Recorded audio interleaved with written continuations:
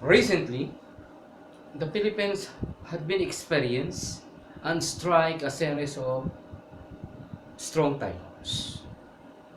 Strong typhoons that lead a millions of property damage and a number of lost in human lives. Hello there, this is Mr. Renante F. De La Cruz and welcome back to the Security and Safety channel. Today, I'm gonna share with you my thoughts about the current event. But before that, if you are new to my channel, don't forget to like, subscribe, and hit the notification bell so that it will notify you for our incoming videos, tutorial, martial arts, and any safety videos. Now, typhoons. Typhoons strike and hit the Philippine archipelago, and it will long last for 4 days or 3 days. It's a big typhoon. And of course, it is sad to say that it will leave a devastating effect to the property, to the properties, and of course, the loss of human lives. But I am talking about the human disaster catastrophe. The human disaster catastrophe. Catastrophe means a continuous tragedy that still we being experienced nowadays until this moment. This kind of catastrophe strike around the globe that dreaded our bravest heart and even makes the sun down. It destroys the human lives. This is only my own opinion. This is merely a statement, or shall we say a self-opinion. I am not a doctor. I am not a registered or a licensed nurse.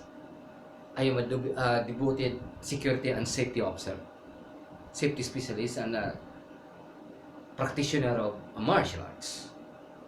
Now, let's go back to the humanitarian disaster catastrophe.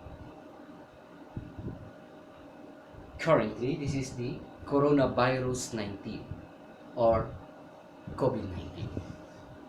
Some people say this was already happened a long time ago and history repeat itself. But people, Pilas, this is not just a simple thing. This is not just a simple matter, but this is the matter that we are fighting an invisible adversary.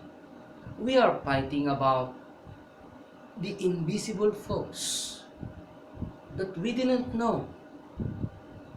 Anytime it will hit us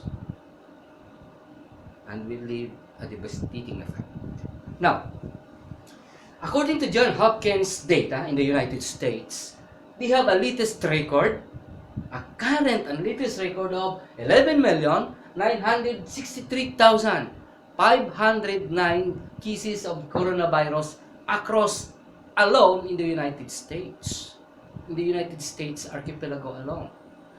And you know that they have a current 584,897 deaths lost to human lives, to the American lives.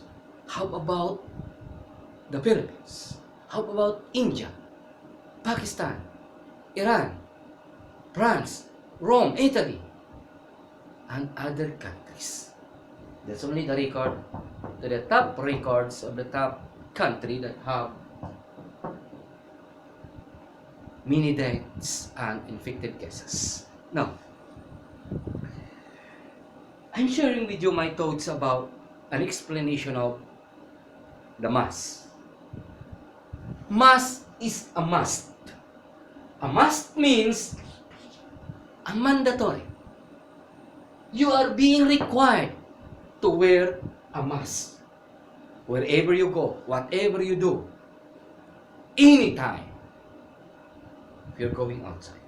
Now, some people say, the guidelines in safety in wearing the mask were already in place. And it is common. Yeah, but it is common, but it is hard to follow. Some people difficult to follow. They found themselves in difficulties in following the guidelines only by wearing a mask. Why? I saw a lot of people walking on the street wearing a mask like this. Or wearing a mask until this level. They do not cover whole to include your nose. This is the proper wearing. And we knew that a lot of types of masks being created nowadays in order to give us protection. Some people wear a face shield and wear also a mask inside. It is very important to adhere such guidelines. So, number one is wearing a mask properly, as I've shown to you a moment ago.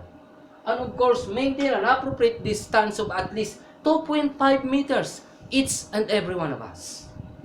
And of course, we wash our hands accordingly. After we go to the comfort room, after we work in a workplace, before we eat, etc. This is very simple things, very simple to follow.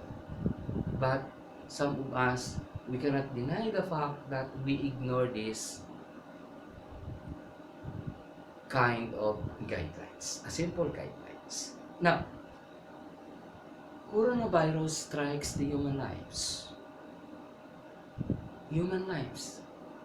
And I repeat that we are fighting an invisible adversary. This is not like that we are engaged in a war zone, that we can see the incoming adversary. We can see the incoming bullets, rocket-propelled grenade, or a hand grenade. We can elude, we can cover. But without mask, you cannot elude or avoid the strike of this coronavirus. So, God will